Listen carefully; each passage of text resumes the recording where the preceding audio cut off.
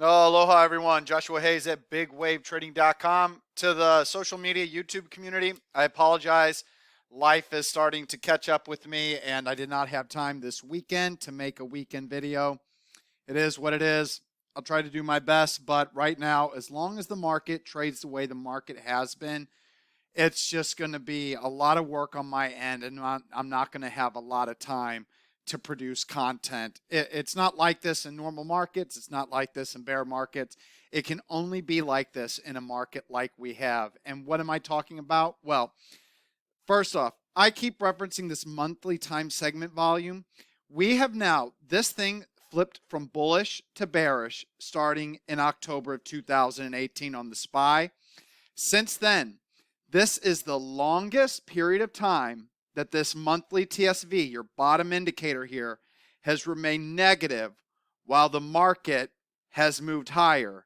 Not only that, this is the largest price percent move in the SPY ever with a monthly TSV. When the monthly TSV is red for a period of time like this is what you normally get, sideways action. When it finally releases higher on a monthly basis, this is what you normally get. And this goes back for ages. I mean, for the SPY here on TradingView, we only have to 1996, but on Telechart version 7, I can backtest the indexes up to the Dow Jones Industrial Average all the way back to the, I can't remember off the top of my head, but I believe it's the 1920s. You can't find anything like this. Now, it is approaching that signal line again, just like it was back here. We don't know if it'll cross, but even if it crosses, we are now so extended, we should expect a pullback. And even though the weekly is bullish, I just don't see how a fresh cross just means go, go, go, go, go. So we'll take it slow. I expect that there's got to be a consolidation, but no matter how it happens, I want to buy a pullback. What normally the monthly TSV, when it's been negative this long, and I will remind you, it has been bearish in the Russell 2000 since July 1st, 2018.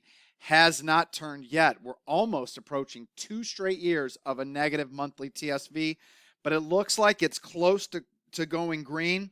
If it does, awesome, but you'll notice the IWM. Do you notice the entire time it's been red, how it's gone nowhere? That's normal price action. So whenever it releases and crosses bullish, I'm hoping that is when the small caps start to lead. And my personal methodology is always more pro small caps than mid caps. And I've been saying this in my chat room for a long time now. It's big caps, trading big caps, swinging big caps, or it's day trading. Or if you're using my methodology, don't expect any huge, easy gains. It's been very difficult. I've had to piecemeal portfolios together. I can't stress enough how abnormal this kind of uptrend is. I continue to not get any quote, quote, pretty, beautiful, well-formed, properly set up charts. They all remain sloppy, extended, trend joins. BOP isn't right to the price. I'd say volatile price action within the consolidation. Nothing is right here. And when I don't have pretty charts and I don't have a bullish positive monthly TSV, and it's not bullish on any of them, it's hard to really shoot for big performance. I mean, look at this in the QQQ. You cannot find this anywhere ever in the history of the QQQ, or even the Comp QX or the NDX whenever you backtest. Nothing like this has ever happened before. So it's just crazy. It's big caps or day trade or die. And by that, what I mean is that EMPH this morning, this was the #1 stock in focus. TradingView is not like Telechart. That's where I use my most. But whenever it was breaking out pre-market, this became the #1 stock on the day. From that pre-market breakout to the highs, that was a nice 20% move overall. And overall, the stock was up how much today? 42%. Incredible. And SPCE, once again, I do not use these charts intraday. I use Telechart version 18. Mentioned that it was coiling for a squeeze here. It initially worked before failing, but look at it now after hours. So, once again, day trade, big caps, or It's going to be a little difficult. It's going to struggle. So with all that out of the way, let's go ahead and go over what triggered and filled on an end-of-day basis in my portfolio of end-of-day positions. I'm heading into tomorrow's session. Let me check really quick. It's on my other computers. Let's see. What is that? 10,000, 13,000 divided by 4,000. So a little, right around 3% cash on hand. So I'm heading into Thursday's session with 3% cash on hand. And it has not been easy to get long the way that I've been long. So now let's go over the trades that triggered and filled today, intraday.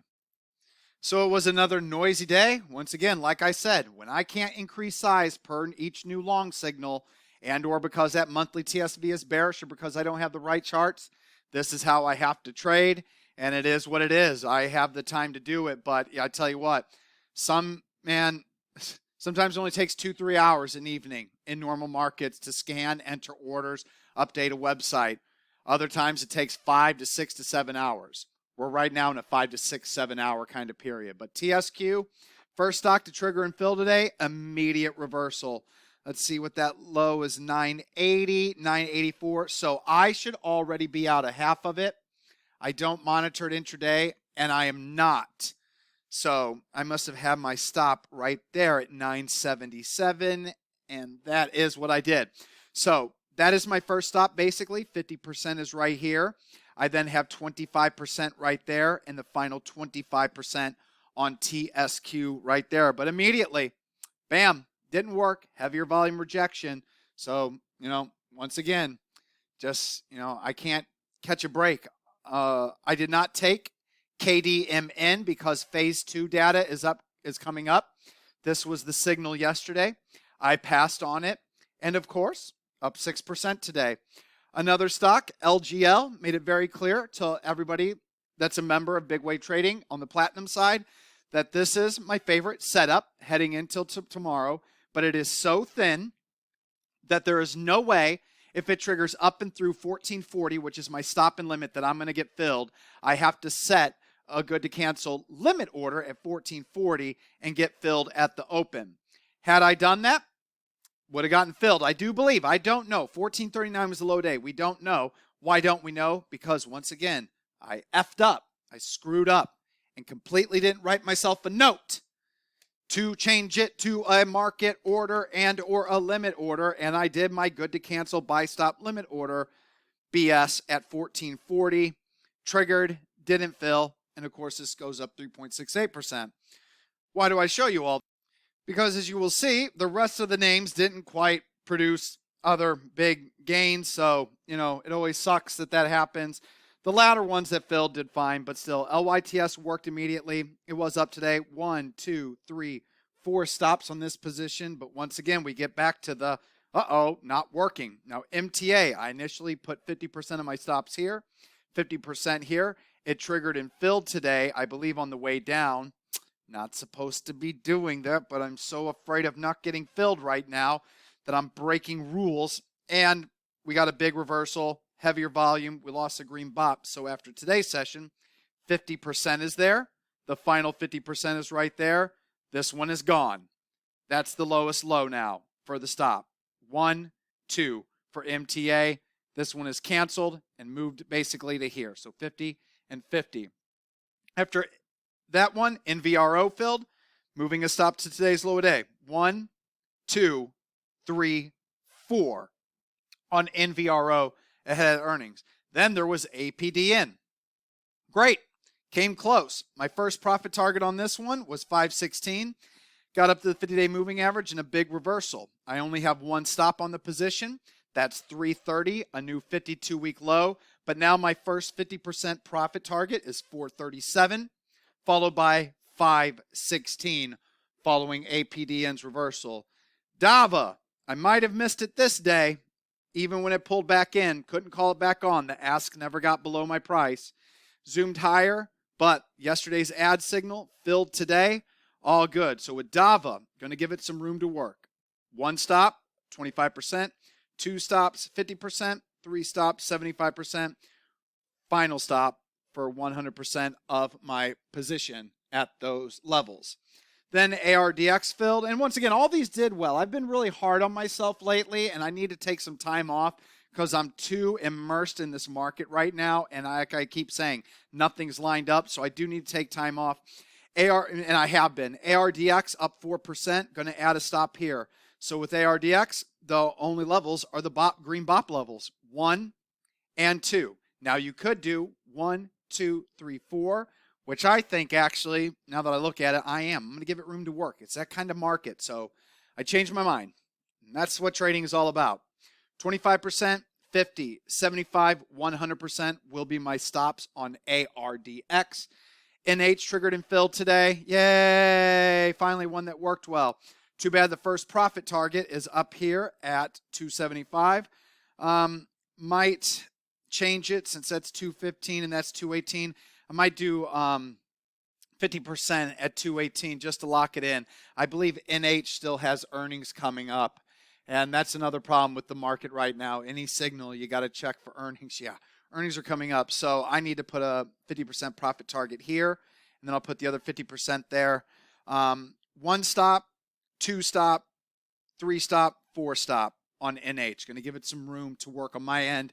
Of course, I always tell new traders, if you're new or going with size, 50%, 100%. For DAVA, it would be 50%, 100%. You would want to keep it very close to the vest. Then after that, WRTC filled, 1 stop, 2 stop, 3 stops. So there's only 3 stop levels on WRTC.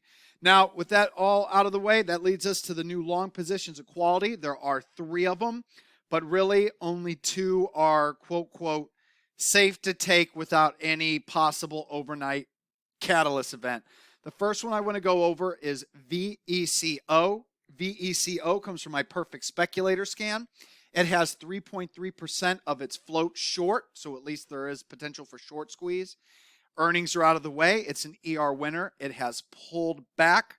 Now it's producing a hammer candle off strong price support above the 50-day moving average on above average volume with increasing green BOP. The game plan is good to cancel by stop, 1671. Good to cancel limit, 1671. Now you can do 1671 stop, add 17 cents, 1% for your limit. So you'd be working with around a 1687 1687 would be your limit. 1671 would be your stop on VECO. But VECO, this is probably the best, safest trade, because if we're wrong on VECO, 50% of the stop is right here. The recent lows, it's all splitting hair. I'll be using those lows right there at 1544. And then the final cut loss is either the 50-day simple moving average or this low right here. I will be using that low right there of 1478. Then there's TXG. TXG is from my IPO scan. It is basically an earnings winner. Today's candle is a byproduct of the earnings result from, I believe it was last night. That's whenever they produced it. I have no idea if they beat or not. But either way, I like the price action that we see here. The only problem is for the trade to trigger, it's going to have to move a lot. So if it immediately moves higher and triggers, it's going to be an extended like move. But if that happens, whatever the low a day is currently, let's say this happens tomorrow. Let's say the stock opens at 90.60, trades up and through 93.80 and triggers at 93.81, and the low a day is 90.60. That will be where 50% of my stops are, and the final stop will be right here at the low, 82.09. Now, TXG, IPO stock, healthcare-related technology stock, 15% short float, according to FinViz. I really like that. So I have a bullish hammer candle right off the strong recent price support and the 50-day uptrending simple moving average on heavier above average volume with a pocket pivot point signal and a nice surge in green BOP. So VECO is my favorite because earnings are out of the way and it's relatively safe. There's not a whole lot of risk. But TXG probably has the potential for the biggest short squeeze, but I won't know I'm completely wrong until it trades down to 82.09. So you're going to need to either position size accordingly or be tighter with your stops. Like I said, if it fills tomorrow, whatever tomorrow's low day is, 50% of my stops will be there, and that'll help mitigate the risk. But TXG, really like this pattern. TXG and VECO actually have very nice patterns. And speaking of nice patterns, the final one, PNTG, I already have a position in it. This was the first long signal, the hammer candle off strong price support. It has worked, but unfortunately, I still can't figure out when PNTG's earnings are. I assume it has to be sooner than later.